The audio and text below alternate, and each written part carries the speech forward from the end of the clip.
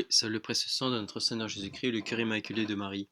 Voici la suite quatrième de notre feuilleton sur cette religieuse qui a vécu sous la terreur, Camille de Seuilcourt, sœur Camille de Seuilcourt. Quatrième partie. Sœur Camille, retirée chez ses parents, y observa autant que possible la vie claustrale. Elle pouvait librement vaquer à ses exercices et jouir d'une profonde retraite. On la servait en maigre aux mêmes heures qu'à son couvent, et madame de Seuilcourt préférait souvent se priver de la présence de sa fille plutôt que de troubler sa solitude. Malgré le respect de sa vocation, la carmélite souffrait d'être séparée de ses sœurs, et se sentait d'autant plus isolée que par prudence, elle n'osait pas rarement rendre visite à la prieure et aux petits groupes dispersés çà et là. Pour reprendre la clôture, elle forma un moment le projet d'aller jusqu'à Rome à pied et en demandant l'aumône. Je me serais présentée, disait-elle, comme une pauvre inconnue aux carmélites de cette ville, et je leur aurais demandé l'entrée de leur solitude. Elles auraient certainement eu pitié de moi. Chez elles, j'aurais retrouvé le milieu dans lequel il me semblait que je ne pourrais plus vivre. Elle avait déjà fait ses préparatifs, et le jour du départ était fixé. Mais sa mère, de toute sa tendresse, s'opposait à ce dessein, lui montra une lettre d'un cardinal qui, consulté, condamnait absolument un exode aussi périlleux. Camille se résigna. Elle espérait, du moins, pouvoir continuer à vivre en religieuse dans l'hôtel familial quand, le 12 février 1794, son père et sa mère furent arrêtés. Par ordre du comité de sûreté générale, sous l'inculpation de complot contre la République et de menées liberticides. Madame de Monsieur de Secoyecourt fut enfermée au Carme, encore ensanglantée des massacres de septembre, et sa femme à la prison de Sainte-Pélagie, où vinrent bientôt la rejoindre deux de ses filles, Madame d'Inisdal et Madame de Latour. Les frères et beaux-pères de Camille avaient émigré, de sorte que la religieuse se trouva toute seule. Elle s'attendait à suivre sans grand délai ses parents en prison. Mais probablement la police estima qu'en lui laissant la liberté et en surveillant toutes ses démarches, on arriverait par elle à découvrir la retraite de quelqu'un des prêtres réfractaires qui se cachaient un peu partout en Paris. Ce calcul fut trompé. La sœur, soupçonnant qu'on lui réservait le rôle d'indicatrice involontaire, se garda bien d'aller voir ses directeurs dont elle n'ignorait pourtant pas la retraite. Pour plus de sûreté, elle décida de quitter l'hôtel de Seuilcourt et de se dérober, si possible, à l'espionnage des agents du comité. L'arrestation de sa famille, écrit la biographe, la prévision de ce qui allait suivre, lui était une manifestation de la voie qui s'ouvrait devant elle. Il était évident que Dieu voulait lui demander plus qu'il n'a coutume de faire même à ses épouses. L'héroïsme lui était offert, mais l'héroïsme dépouillé de gloire, l'héroïsme à petite journée, c'est-à-dire non tel ou tel acte passager dont la promptitude rend l'exécution facile, mais l'héroïsme qui lutte pied à pied contre les écueils du chemin, qui soutient avec énergie des combats quotidiens et renouvelés sous les formes les plus pénibles. Il lui fallut accepter la lutte dans la solitude du cœur et de l'âme, vivre de Dieu seul, et sans secours spirituel, parmi des inquiétudes constamment renouvelées, et dans le dénuement, cet héroïsme, elle l'accepta. Les épreuves se multiplièrent. Le 25 mars, Madame de Seuilcourt mourut en prison d'une fièvre infectieuse. Peu après, M. de Seuilcourt et Madame d'Inisdal comparurent devant le tribunal révolutionnaire, furent condamnés à mort, presque sans débat, et guillotinés le jour même. Madame de Latour, remise en liberté, alla se cacher en province. Des autres parents de Camille, aucune nouvelle. La sœur, accompagnée d'une carmélite de Pontoise, qu'elle avait recueillie sur le pavé, quitta donc la maison paternelle. Afin de déjouer les recherches dont elle était l'objet, pendant plusieurs semaines, elle se transporta de taudis en taudis, dénuée de linge et de vêtements de rechange. Quant aux ressources pécuniaires, au moment de sa fuite, elle possédait 6 francs. Décrivant cette période de son existence, elle a dit plus tard que de fois j'ai passé la journée sans nourriture. Le jeûne du Carmel, si rigoureux, n'approche pas de celui qui m'était imposé à cette époque. Quand j'avais pu, grâce à un peu de travail ou à la charité d'autrui, obtenir quelques aliments, mon habileté à les apprêter les rendait presque inutiles. Ma compagne n'était guère plus adroite que moi, si bien que, habituellement, nous n'obtenions que d'étranges ragoûts. Par exemple, il leur arrivait d'acheter un hareng sourd. Ne sachant de quelle façon l'accommoder, elle le faisait cuire dans de l'eau chaude et trempait un peu de pain dans le bouillon. Mon estomac, dit-elle, avait bien de la peine à garder ce potage. Mais ce n'est pas tout. Une fois que nous avions réservé le poisson pour notre repas du lendemain, quand un malencontreux chat, peu soucieux de nos mésaventures, y ajouta celle de le dévorer, la nuit même, notre réserve. C'était un désastre, car dans son ignorance de la vie pratique, elle avait espéré de dépenser 15 sous par jour pour sa subsistance. Une autre fois, entendant le cri d'un marchand de lait dans la rue, elle descendit aussitôt de sa mansarde avec une petite tasse pour s'en procurer. Comme elle passait les bras à travers des barreaux de la charrette, le laitier remarqua la blancheur et la finesse de ses mains, soupçonna une aristocrate. Hélas, sacrée petite de ci-devant, s'écria-t-il avec un gros rire, on a donc oublié de te couper le cou? Et en même temps, le malotru fit mine de lui prendre la taille. Camille, épouvantée, s'enfuit avec sa tasse vide. Ce jour-là, elle ne mangea rien. Certains jours où des travaux de couture lui avaient rapporté une pincée d'assignat, elle voulut faire des provisions. Ayant acquis des œufs, quelques légumes et un carteron de beurre, elle en avait rempli un petit panier, qu'elle l'emportait chez elle, lorsque chemin faisant, l'idée lui vint de rendre visite à quelques-unes de ses sœurs réunies rue du Regard. Les religieuses ignoraient sa détresse, souffrant, elles-mêmes de la faim, d'une façon à peu près continuelle. Elles crurent que Camille leur apportait du secours. Elle l'embrasse et lui exprime, des larmes aux yeux, leur reconnaissance. Devant cette explosion de gratitude, la visiteuse se garde bien de les détromper. Elle leur abandonne le panier, dont le contenu devait la faire vivre plus d'une semaine. Elle se retire, s'égayant à part soit de la plaisante aventure, et on ne peut plus heureuse d'avoir pu leur dissimuler cet acte de charité. Quand elle souffrait par trop de la famine, elle se glissait dans le jardin de l'hôtel de Seuilcourt, où un domestique avait été laissé comme gardien des scellés apposés par la police. Cet homme élevait quelques poules. La sœur s'informait si elles avaient pondu. Dans l'affirmative, elle demandait un œuf, le gobait cru sur place, et cela faisait le repas d'une journée. Quelquefois, elle reçut l'aumône. C'était ainsi qu'un matin où sa fortune se montait à 3 sous, et les offrit à une vieille marchande de pommes contre une demi-douzaine de ses fruits. La bonne femme considère sa maigreur et ses traits tirés, et aussitôt elle lui met dans les mains une livre de ses plus belles pommes en lui disant d'une voix amicale: Tenez, ma mignonne, fourrez tout cela dans vos poches et gardez vos 3 sous. Elle n'était pas au bout de ses peines, car le 16 avril 1794, la Convention vota un décret interdisant aux ci-devant nobles d'habiter Paris. Camille dut obéir. Ne voulant pas trop s'éloigner de ses compagnes, elle se réfugia aux Moulineaux, dans une ferme qui appartenait à ses parents. Un régisseur malhonnête s'y était habitué à considérer le domaine comme son bien propre et s'en attribuer le revenu au détriment du propriétaire légitime. Il reçut assez mal la fugitive, mais il n'osa point lui refuser abri et nourriture. Quoique avec mauvaise grâce, il souffrit que la sœur s'occupât de la vente des denrées et en tirât quelques ressources. Mais en compensation, il exigea qu'elle fît la besogne d'une fille de ferme. Étant sous la surveillance de la police, elle devait se présenter chaque jour à la municipalité. Lorsqu'elle voulait se rendre pour quelques heures à Paris, il lui fallait solliciter une permission spéciale qui ne lui était accordée qu'après 100 formalités bien malveillantes. Elle n'en continuait pas moins à suivre sa règle aussi exactement que possible. C'était sa seule joie, et elle ne craignait qu'une chose, c'était de manquer de ferveur. On jugera combien sa fidélité fut mémoire par ce passage d'une de ses lettres. Le soir, lorsqu'une journée de labeur telle que j'en avais jamais connue, il me fallait réciter matine après 9 heures. Le violent effort que je devais faire pour vaincre ma lassitude me donnait une fièvre qui m'empêchait de dormir toute la nuit. Dans le même temps, Dieu lui envoya un directeur, M. Jalabert, ancien archidiacre de Notre-Dame, qui avait trouvé une cachette dans une maison de l'île Saint-Louis. Ce fut un grand réconfort pour Camille que de se rendre tous les jours environ, tous les 8 jours environ, auprès de lui. Elle se confessait, recueillait précieusement les consolations des bons prêtres, et parfois aussi assistait à une messe clandestine où elle recevait la Sainte Communion. Pour traverser les rues de Paris, sans être remarquée, elle s'affublait du costume que presque toutes les femmes du peuple revêtent à cette époque.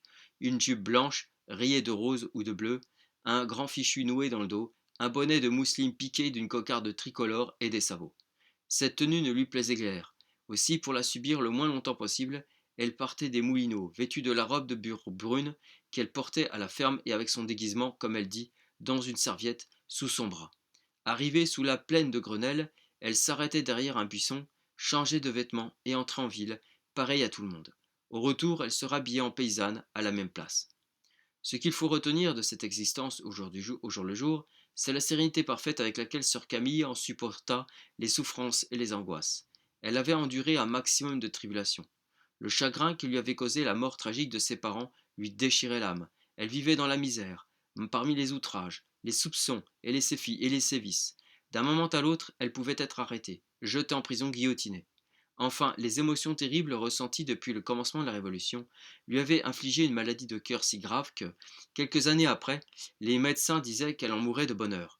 Or, malgré le présent si sombre et l'avenir si incertain, elle demeurait tellement unie à la croix du bon maître qu'elle gardait, selon sa vocation, une conscience si nette de sa fonction de victime expiatoire pour les péchés et les folies sacrilèges de ses contemporains qu'une paix radieuse émanait d'elle. Ah, c'est que le soleil intérieur ne cessait de rayonner à travers les nuées qu'accumulait l'orage révolutionnaire.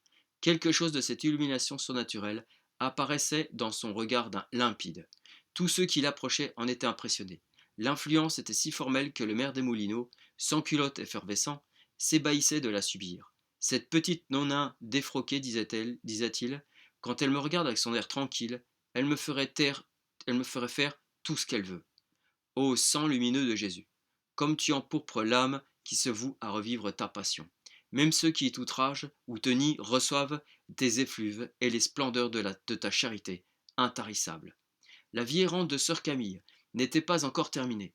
La ferme des Moulineaux fut mise en vente, et la pauvre vagabonde involontaire dut chercher un autre asile. L'employé de la mairie, chargé de la surveillance des 6 devants nobles, la prit en pitié et la logea dans une maison abandonnée du village d'ici. C'était une masure en ruine, mais Camille se jugeait trop heureuse d'avoir un toit pour s'abriter, car toute autre source lui faisant alors défaut, elle ne possédait pas de quoi payer la location même d'une mansarde. Dans ce dénuement, une aubaine lui vint. Une ancienne sœur converse de la rue de Grenelle, Catherine de la Résurrection, apprit sa détresse et vint vivre avec elle. La bonne fille possédait 200 francs, qu'elle avait gagnée en se plaçant comme servante depuis l'époque de la dispersion. Cette somme minime suffit à faire subsister les 2 religieuses pendant plus de 3 mois. Dans l'humble réduit où elles vivotaient de la sorte, elles réussirent à disposer une chapelle et des prêtres réfractaires cachés dans les carrières des bois et les bois des environs y vinrent dire de temps en temps la messe en grand secret. Les carmélites reçurent d'une façon assez suivie la sainte Eucharistie dont elles étaient privées depuis si longtemps. Et comme on le pense bien, ce divin fortifiant leur fit oublier toutes les privations. Sur ces entrefaites arriva la réaction de Thermidor. Robespierre et sa bande furent mis hors de la loi par l'initiative de quelques-uns de leurs complices qui, rompant avec la lâcheté propre aux énergumènes de la Convention, guillotinèrent l'affreux Pète de Loup, Robespierre, pour éviter qu'il les guillotinât. Le régime de la terreur s'effondra dans la boue et dans les flaques de sang. Les prisons s'ouvrirent et les proscrits respirèrent. Comme l'a très bien dit monsieur Pierre de la Gorce dans sa belle histoire religieuse de la Révolution, citation, on tuera encore, il y aura encore dans l'ordre politique bien des violences, dans l'ordre religieux bien des persécutions. Cependant, pour qui ne s'applique pas aux détails, mais voit les événements par masse, on a touché le fond de l'abîme. Maintenant, c'est la remontée qui commence. Elle commence par la société civile. Encore quelques mois, et bien qu'avec de tenaces pratiques d'intolérance, bien qu'avec le maintien des lois iniques, elle commencera aussi par la société religieuse, pour la société religieuse. Il était au temps pour sœur Camille que la terreur prit fin. En effet, elle venait d'être prévenue que son dossier avait été remis à Fouquier-Tinville.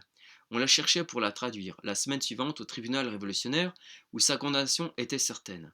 Car suivant l'expression de sa biographe, la demi-liberté dont elle avait joui ressemblait assez à celle que la bête fauve laisse à sa proie lorsqu'après l'avoir mise dans l'impuissance de s'échapper, elle la réserve pour l'heure de son caprice. Le 15 octobre 1794, sœur Camille obtint la permission de rentrer à Paris.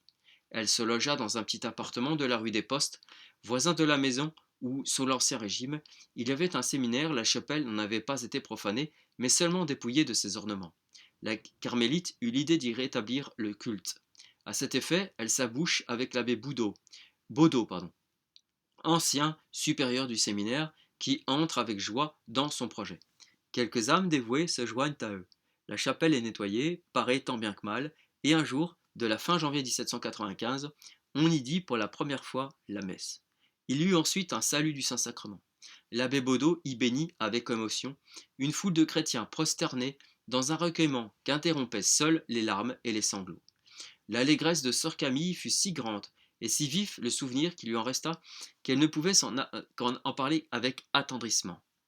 Elle disait: si le sentiment que j'éprouvais alors, disait-elle, avait duré quelques instants de plus, je ne sais si j'aurais pu y résister. Heureuse, 1000 fois si la joie de revoir mon Dieu glorifié m'eût fait mourir alors.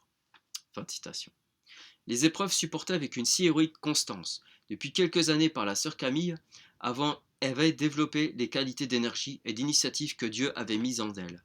Sa première pensée fut de reconstituer, au moins partiellement, la communauté.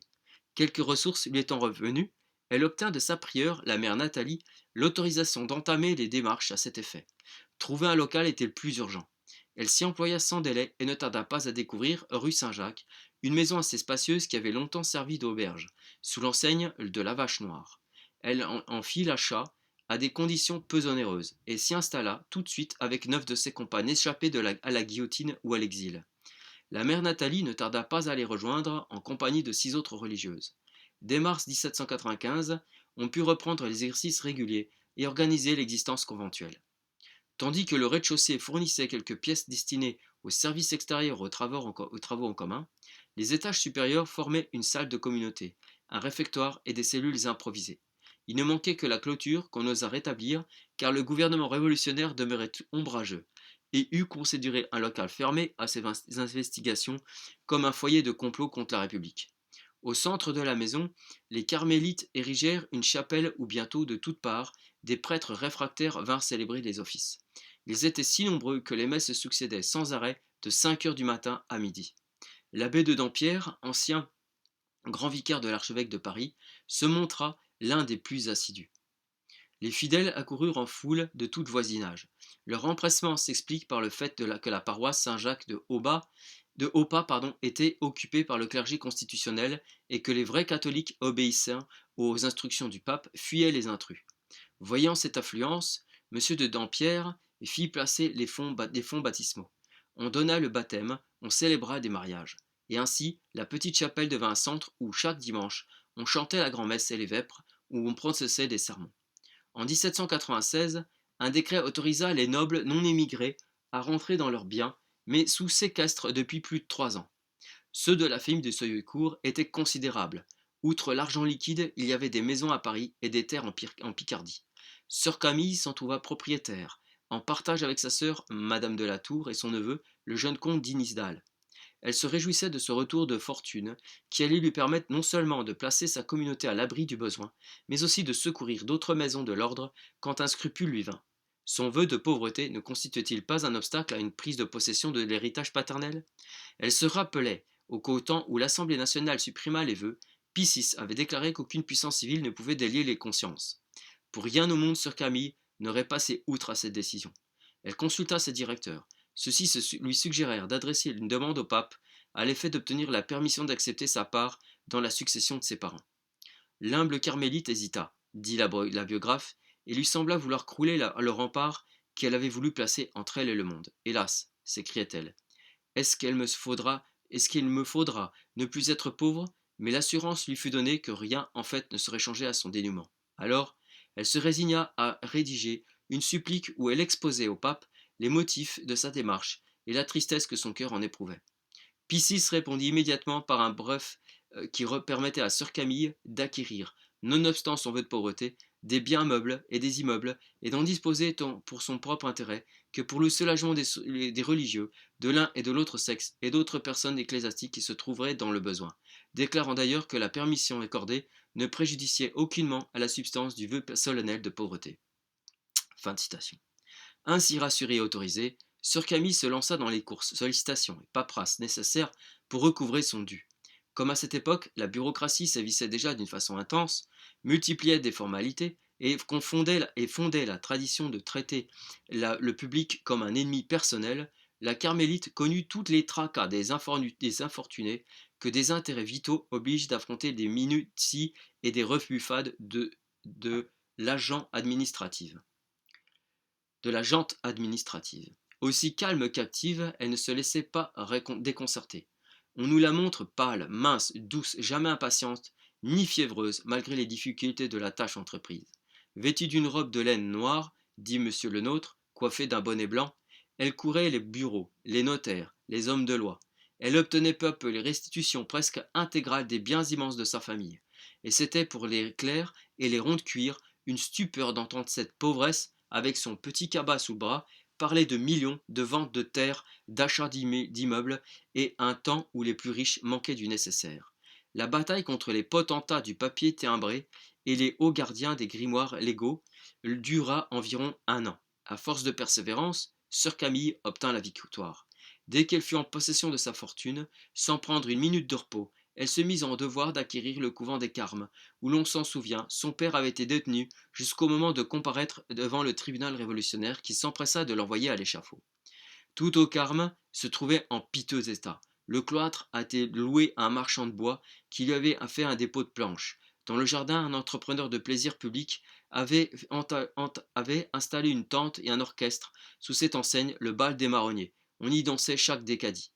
De l'ancien monastère, les pierres seules subsistaient. On balayait la neige dans l'intérieur comme dans la rue, et sauf le mur où se voyaient encore les traces des balles et des éclaboussures de sang des massacres de septembre, toute clôture avait disparu. Le propriétaire actuel était un nommé Foresson, qui, ne sachant que faire de ces vastes bâtiments, projetait de les démolir et de vendre les matériaux. Sœur Camille eut de longues négociations à mener avec cet homme qui lui demandait un prix excessif de la ruine. Enfin, le marché fut conclu. La sœur et ses compagnes prirent possession le 29 août 1797.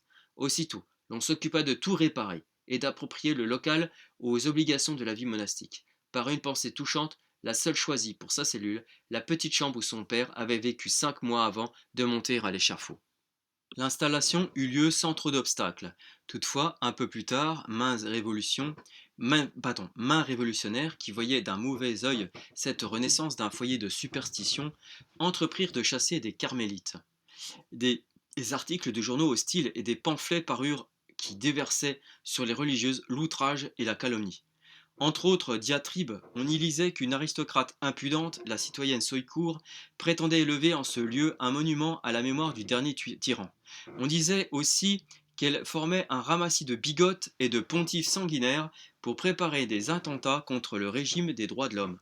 Parfois aussi, la populace du quartier se rassemblait autour de la maison et témoignait l'intention de la mettre à sac. Peu à peu, à force de douceur et de charité, l'on réussit à dissiper les préventions. Il y eut pourtant encore une alarme. Un matin, un détachement d'artilleurs envahit la rue de Vaugirard et braque une pièce de canon contre la porte du monastère. La sœur Camille, informée de ce qui se passe, rassure la communauté. Je vais, dit-elle, me placer moi-même à la porte, et si l'on tire, je recevrai le boulet. Et en effet, elle va s'asseoir sur une marche du perron, face aux artilleurs, et ne leur dit rien, se contentant de les regarder avec beaucoup de calme. Déconcertés par tant de sang-froid, admirant malgré eux le courage de cette frêle petite femme, les sectaires battent en retraite. En 1798, la prieure, mère Nathalie, mourut. Camille la remplaça par le suffrage unanime de ses sœurs. Vinrent enfin le 18 Brumaire, la dictature de Bonaparte, le consulat et l'empire. La petite communauté vécut des jours moins troublés. Mais la mère Camille devait personnellement subir encore la persécution. Elle n'entre pas dans le cadre de cette étude de rapporter, tout au long, s'est démêlée avec la police impériale. Voici les faits brièvement résumés d'après M. Lenôtre. En juillet 1811, la police apprit, par une lettre ouverte au cabinet noir et adressée à Monseigneur de Grégory, l'un des cardinaux tenus en surveillance sur l'ordre de l'empereur, qu'une certaine dame Camilla, habitant le couvent des Carmes, s'occupait activement de faire copier et distribuer la bulle d'excommunication contre Napoléon fulminée par Picette après son arrestation à Rome et promulguée en secret pendant sa détention à Savone. Le préfet de police, baron Pasquier, fit une enquête et apprit sans difficulté que cette dame Camilla était certainement la mère Camille de Soycourt.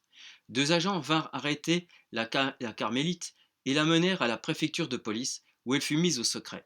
On lui fit subir de longs et minutieux interrogatoires, desquels il ressortit qu'elle avait en effet pris une certaine part à la diffusion de la bulle. L'instruction terminée, comme l'empereur avait interdit de donner de la publicité à cette affaire, Camille, par raison d'État, fut envoyée en exil à Guise. Elle y logea chez les sœurs de l'hôpital, et tout aussitôt, les visites et les témoignages de vénération se multiplièrent, ce qui mettait en grand souci le préfet du département. L'Empire s'inquiétait de cette femme aussi intrépide que douce. La police surveillait le couvent des Carmes, où l'on assurait qu'elle venait quelquefois de Guise sous un travestissement. Le fait était exact. La mère Camille n'abandonnait pas sa chère communauté. À diverses reprises, elle fit le trajet à pied, affublée d'une jupe d'indienne à carreaux bleus, d'un corsage bis et d'un bonnet noir. En outre, chemin faisant, elle contrefaisait la boiteuse.